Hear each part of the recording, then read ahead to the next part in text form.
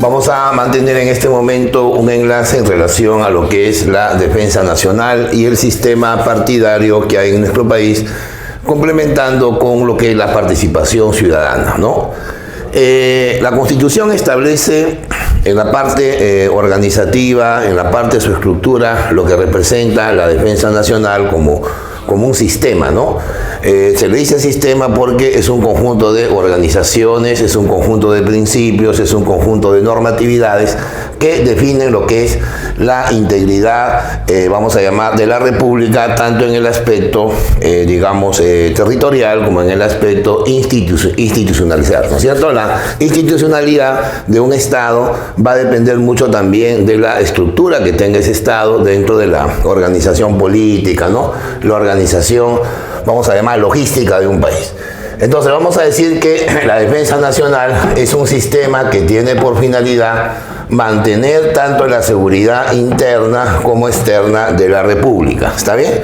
Así como también actuar frente a las situaciones de emergencia, ¿no? Entonces las situaciones de emergencia o de calamidades normalmente se dan cuando el presidente de la República declara tanto el estado de emergencia como el estado de sitio, ¿no? Y es ahí cuando se puede determinar la participación de este sistema, ¿ya? A ver, veamos. Las generalidades. El sistema va a estar integrado tanto por las Fuerzas Armadas, las fuerzas policiales, y la Constitución señala que también participa la población, o lo que ellos llaman comúnmente la movilización social, ¿no es cierto? Bueno, en el caso de las Fuerzas Armadas vamos a considerar los tres estamentos, ¿no? Que son la Marina de Guerra, la Fuerza Aérea o la Aeronáutica, como se dice comúnmente, y el Ejército, ¿no es cierto? Ambos, o en todo caso, ambas instituciones, y en relación a las fuerzas policiales, van a conformar el patrón logístico, ¿no? de la misma defensa. Las fuerzas policiales antiguamente estaban consideradas como Guardia Civil, Guardia Republicana, Policía de Investigaciones, pero hoy ya no, están unificadas, ¿no? En Policía Nacional del Perú, ¿ya? La población movilizada va a determinar lo que nosotros llamamos la defensa civil, ¿no? Y la defensa civil va a ser parte también de la llamada defensa nacional. El derecho constitucional señala que el presidente de la República preside el sistema de defensa nacional, ¿ya? Como el jefe supremo de las Fuerzas Armadas y las Fuerzas Policiales. El presidente de la República recibe siempre a fin de año un informe de estas instituciones para ver el tema de los ascensos, ¿no? O sea, el ascenso en los escalafones más altos, por ejemplo, el grado de generales, ¿no? El grado de almirantes, ¿no? Son determinados por el presidente de la República, ¿ya? A ver, definición que realiza la Constitución acerca de las Fuerzas Armadas, ¿no? Dice, son las instituciones que defienden la integridad territorial de la nación, ¿ya? Y que además asumen el control del orden interno en las situaciones de emergencia. El estado de emergencia, que es un régimen de excepción, señala que el presidente de la República suspende las garantías individuales y las garantías personales, obviamente, cuando hay, por ejemplo, alteración en la paz y el orden interno, pero una alteración que se considera ya extrema o grave, ¿no? También considera que el estado de emergencia se decreta cuando hay mucha agitación social, ¿no? Por ejemplo, la participación de movimientos subversivos en la década de los 80 generó el estado de emergencia continuo en el Perú, ¿no? Y también cuando hay calamidades, como dijimos hace un instante, o desastres tales como terremotos, huaicos, ¿no? Aluviones, que hacen, por ejemplo, que haya una situación de distorsión en la convivencia social, y por lo tanto ahí las Fuerzas Armadas intervienen para asegurar el orden interno, ¿no? Mientras que la definición que se le da a las fuerzas policiales es aquellas instituciones que previenen y combaten la delincuencia, ¿no? O sea, en este caso, la prevención es uno de los aspectos que nosotros llamamos comúnmente la inteligencia policial, ¿no? Y el combate significa la aplicación logística frente al delito, ¿no? Hacen prevalecer la ley, ¿no? Pero sin embargo, las fuerzas policiales no pueden juzgar, porque para eso hay una institución que se llama el Poder Judicial. y una institución intermediaria que también investigue el delito que se llama el Ministerio Público, ¿verdad? Y además se le da una función auxiliar que es la de vigilar las fronteras, ¿no? Aunque específicamente esto antes correspondía a la Guardia Republicana, pero sin embargo ahora simplemente se considera como las fuerzas policiales, ¿ya? Ahora, todo esto va a estar legitimado a través de un sistema que ya no es de defensa nacional, sino de partidos políticos, ¿no? En este caso, los partidos políticos vienen a ser las organizaciones que buscan mediar, o sea, buscan ser intermediarios entre la convivencia social y la convivencia política, ¿no? Esas convivencias, tanto sociales como políticas, evidentemente se tienen que transformar en elecciones. Se tiene que transformar en la gobernabilidad, no gobierno, sino gobernabilidad. La gobernabilidad viene a ser, digamos, aquel proceso por el cual la población logra, digamos, obtener sus anhelos, ¿no?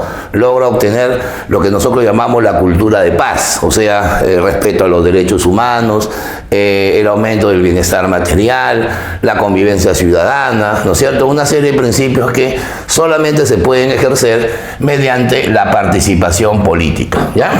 Ahora, los partidos políticos van a participar, ¿no? Evidentemente eso es una de sus funciones, en los llamados procesos electorales, ¿no? En el Perú tenemos dos tipos de procesos electorales. Uno es la participación a través de las elecciones generales, donde se elige al presidente de la República, se elige a los congresistas, ¿no es cierto? Así como también hay elecciones locales, ¿no? Donde se eligen alcaldes, se eligen regidores, se eligen gobernadores regionales, los consejeros regionales. Ahí, por ejemplo, viene a estar la función o, digamos, la intermediación más importante, ¿no? Y también van a legitimar el poder político, ¿no? Cuando digo legitimar, significa que la llamada democracia representativa se va a consolidar mediante el ejercicio del poder. Y para eso los partidos son el mecanismo intermediario, ¿no? Y además, desde el punto de vista social, transmiten las demandas y las opiniones de los ciudadanos, aunque por lo general los partidos políticos en las democracias occidentales, ahí nos consideramos como parte de ellas, llegan a formar las llamadas élites, ¿no? O sea, las élites vienen a ser aquellos grupos sociales que van a controlar, ¿no es cierto?, la aplicación y las funciones y la participación de los llamados partidos, ¿ya? A ver, desde el punto de vista de la organización, existe en nuestro país un organismo electoral, ¿no?, que es el Jurado Nacional de Elecciones. Y el Jurado Nacional de Elecciones va a establecer la normatividad y los principios que van a señalar cómo se puede dar origen, o sea, el nacimiento en todo caso de los partidos políticos, ¿no? En este caso, el registro de organizaciones políticas va a establecer las siguientes condiciones, pero claro, son condiciones de carácter, digamos, complementario. Por ejemplo, en el caso de los movimientos políticos, se refiere a las organizaciones efímeras, ¿no? O sea, son organizaciones que surgen básicamente de pactos entre ciudadanos, ¿no? De comités vecinales, comités provinciales, que evidentemente forman, digamos, no alianzas electorales, sino movimientos que van a participar en elecciones para alcaldes, en elecciones para gobernadores regionales, ¿no? Y que en este caso van a necesitar, necesariamente, van a necesitar el 5% de la población electoral del lugar, ¿ya? 5% de la población electoral del lugar por donde están postulando. Cuando uno dice la población electoral del lugar, se refiere al distrito, a la provincia o en todo caso a la región, ¿no? Por ejemplo, si se va a postular, a ver, a la alcaldía de Comas, ¿no? Evidentemente ese movimiento debe tener un 5%, no de la población del distrito, sino de la población electoral. Si la población electoral son 100.000 ciudadanos, entonces necesitaría 5.000 firmas, ¿no? 5.000 firmas que deben ser comprobadas pues por el Jurado Nacional de Elecciones, ¿ya? Si fuera una región, a ver, con 2 millones de habitantes, entonces el 5% sería 100.000 firmas, ¿no? O sea, estamos hablando de acuerdo a una proporción, pero es de la población electoral no nacional, sino del lugar por el cual se está postulando, ¿no? En el caso de los partidos políticos, que ya se refiere a procesos, digamos, más continuos, ¿no? Más de largo plazo, se va a necesitar el 4% de la población electoral nacional, porque para las elecciones generales no participan movimientos. El Jurado Nacional de Elecciones solamente acepta participación de partidos, ¿ya? Esa es la diferencia principal. En cambio, los partidos sí pueden participar en las elecciones locales, ¿no? Esa es la diferencia que hay con los movimientos, ¿no? Los de acá son efímeros, los de acá son permanentes. Y para inscribir un partido se va a necesitar las firmas del 4% de la población electoral nacional, ¿ya? Población electoral nacional. Cuando uno dice el 4% se refiere al conjunto de ciudadanos de todo el país. Justo el día, 1 de septiembre, el RENIEC acaba de anunciar que en nuestro país existe alrededor de 25 millones de población electoral, 25 millones de ciudadanos que están en este momento dentro del padrón electoral. Y ese 4% debería ser aproximadamente pues 1 millón de personas, ¿no? O sea, imagínate, se va a necesitar 1 millón de firmas para que el jurado dé el visto bueno a la inscripción de un partido, ¿ya? Una cosa importante, una digresión. Cuando uno habla de la valla electoral, se refiere al límite, ¿no? En el cual, o en todo caso, la votación mínima que debe sacar un partido para mantener su inscripción, ¿no? En este sentido, debe ser el 5% de la votación válida. ¿Ya? El 5% de los votos. O sea, en este caso, cuando uno dice la votación válida, no es tanto la votación que va a estar registrada como acta, no para la OMPE, sino de la votación ciudadana en conjunto, ¿no? Entonces, si por ejemplo participan, 25 millones de electores, tendríamos que sacar mínimo el 5% de esa votación. No de los votos válidamente emitidos, sino de la votación válida. O sea, todos aquellos que ingresan al ánfora, ¿no? Y que a la hora del escrutinio, pues, se pueden considerar como votos válidamente emitidos, votos en blanco o votos nulos. Esto implicaría hablar de 1.250.000 personas aproximadamente. O sea, si un partido no llega a sacar ese 5%, inmediatamente el Jurado Nacional lo borra del sistema de registro de organizaciones políticas, ¿no? Ahora, ¿se pueden dar alianzas entre partidos? La respuesta es sí. Pero sin embargo solo se acepta hasta 3 partidos como máximo, ¿no? De tal manera que la valla electoral aumenta 1% por cada partido que se va uniendo a esa digamos, alianza efímera, ¿no? Si por ejemplo fueran 3 partidos, entonces la valla electoral debería ser un 7%, ¿no? Ahí estaríamos entonces definiendo el mínimo. ¿Y qué pasa si un partido no llega a esa valla electoral? El jurado lo borra del sistema y habrá que registrarlo nuevamente. O sea, habrá que reunir esta cantidad de firmas como mínimo, ¿ya? A ver, ahora, como los partidos van a legitimar la formación del poder, ¿no? Y la continuidad del poder, se van a producir mecanismos de participación ciudadana, ¿no? Estos mecanismos, por lo general, se van a considerar de 2 maneras. Va a estar la participación directa y también va a estar el control político, ¿no? La participación directa se va a producir mediante 3 mecanismos, ¿no? Primero, la participación en elecciones, ¿no? O sea, el derecho de elegir y ser elegido, ¿no? Evidentemente, claro, con algunas restricciones. Por ejemplo, los policías y los militares pueden elegir, pero no pueden ser elegidos, ¿no? ¿Te das cuenta? Hay ciertas limitaciones también, impedimentos para postular, ¿no? Que van a restringir también este derecho, ¿no? Pero todos los ciudadanos deben participar, ya sea con el voto pasivo y con el voto activo. Voto pasivo significa que votan por ti y voto activo significa que tú votas por alguien, ¿no? Esa es una de las ideas principales. Y luego viene la iniciativa legislativa, que es el derecho para presentar proyectos de ley. Es el derecho para presentar los proyectos de ley que luego tendrán que ser debatidos, ¿no es cierto?, por el Pleno del Congreso. En ese caso, los ciudadanos van a ver satisfecha su iniciativa, claro, a nivel de debate, a nivel de iniciativa, cuando hayan pasado como máximo 120 días, ¿ya? O sea, si un proyecto de ley lo presentan los ciudadanos, digamos, en abril, entonces más o menos en agosto ya debe estar o bien aprobado o bien rechazado, ¿está bien?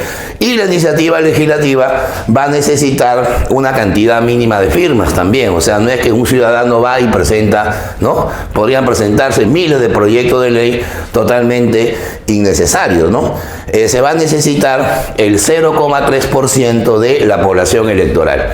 Si hablamos de la población electoral de casi 25 millones de personas, hablaríamos de más o menos 70.000 a 80.000 ciudadanos, ¿no? Un promedio de 75.000 básicamente, que deberían haber firmado la iniciativa legislativa, ¿ya? Y la otra forma de participación es a través del proceso de referéndum, ¿ya? El referéndum viene a ser aquel proceso por el cual los ciudadanos son consultados para aprobar o para rechazar un proyecto, digamos, normativo, para aprobar o rechazar una reforma constitucional, para aprobar o rechazar las materias referidas, por ejemplo, a la descentralización nacional, ¿no? Y que evidentemente van a significar también una forma de consulta popular, ¿ya?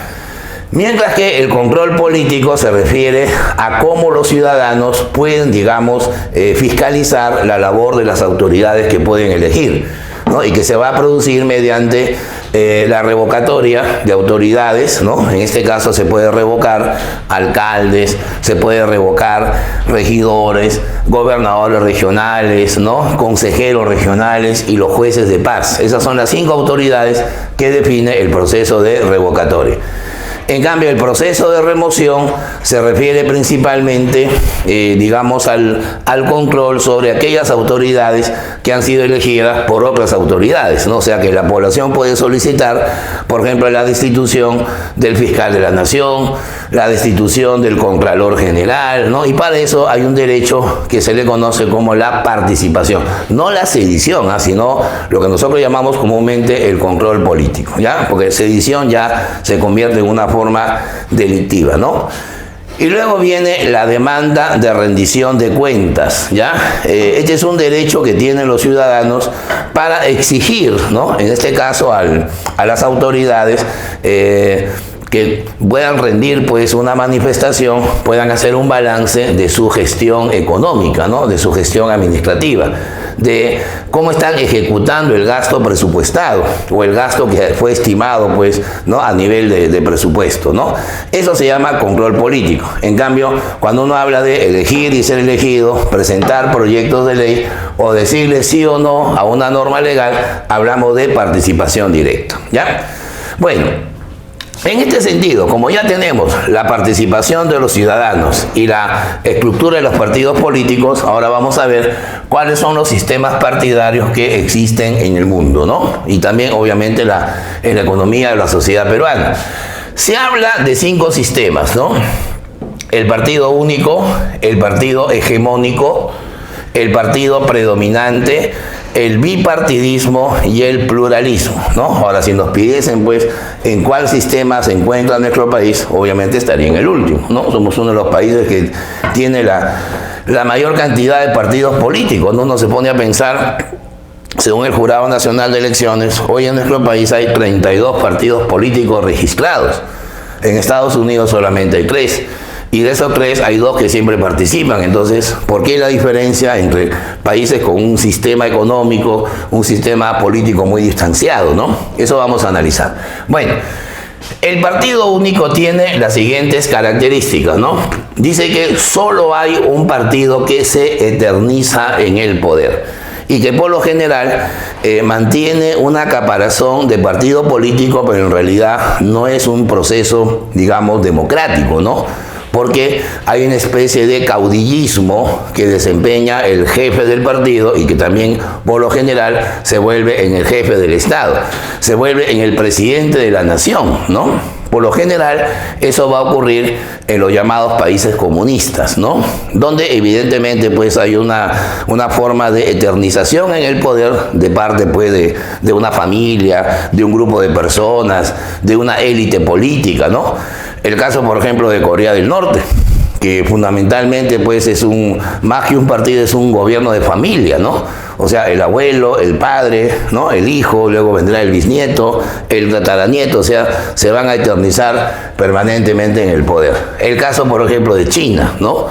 Cuando Mao Zedong creó el Partido Comunista en China, pues definió lo que iba a ser la eternización del poder político. O el caso del Partido Comunista Soviético, ¿no? Bueno, que ahora simplemente es el Partido Comunista en Rusia.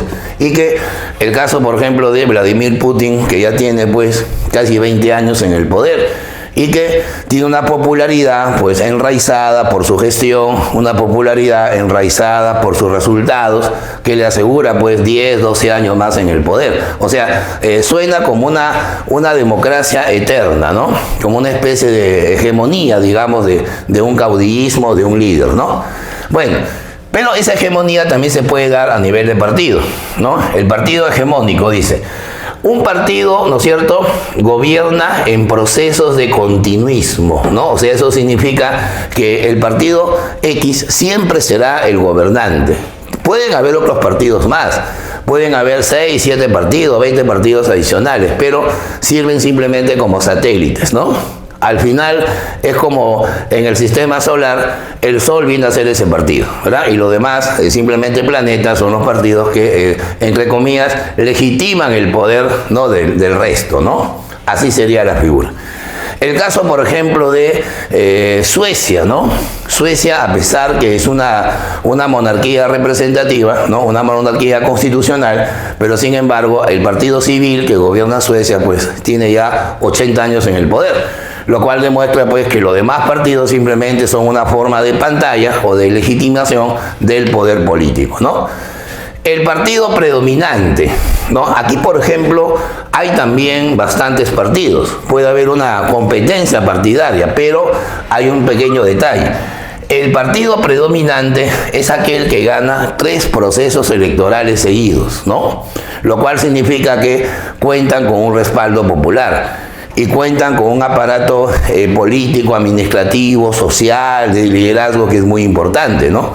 Es, por ejemplo, lo que ocurría en México hasta hace algunos años, donde había un partido, bueno, existe hasta ahora, que se llama el PRI, el Partido Revolucionario Institucional, donde los líderes políticos de ese partido gobernaban 5, 6, 7 periodos, pero ahora ya apareció la derecha liberal, ya apareció también la izquierda, digamos, unificada, y que se van alternando en el poder, ¿no?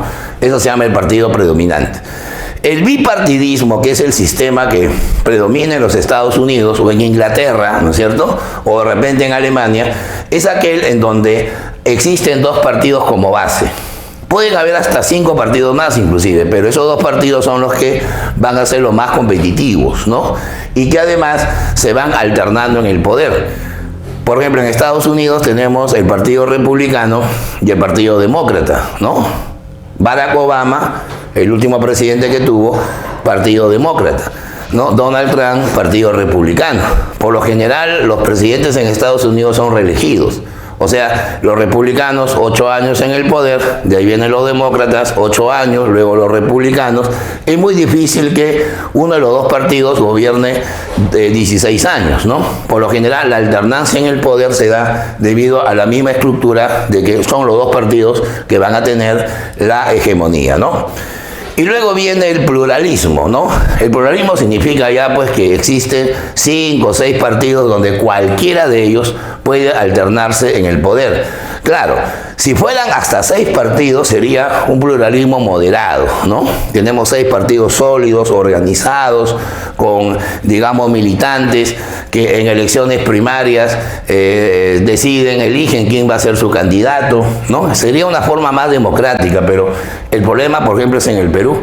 Hemos dicho que hay 32 partidos, o sea, estamos hablando de un pluralismo extremo, ¿no? Donde cualquiera incluso puede llegar al poder. Inclusive se habla mucho de los independientes, ¿no? Y también se habla de una figura que a partir de Alberto Fujimori se ha hecho muy famosa en el Perú, que es el outsider, ¿no? El outsider viene a ser un líder, por lo general, que tiene un prestigio económico, empresarial, docente, deportivo inclusive, que puede generar pues que evidentemente tengamos una estructura pues muy extrema a la hora de darle un sustento ideológico. Por eso tenemos el caso de Vizcarra. Vizcarra es un presidente que gobierna sin partido. O sea, no tiene una formación ideológica, no hay una doctrina que asegure, no digamos, un sistema de gobierno. Listo.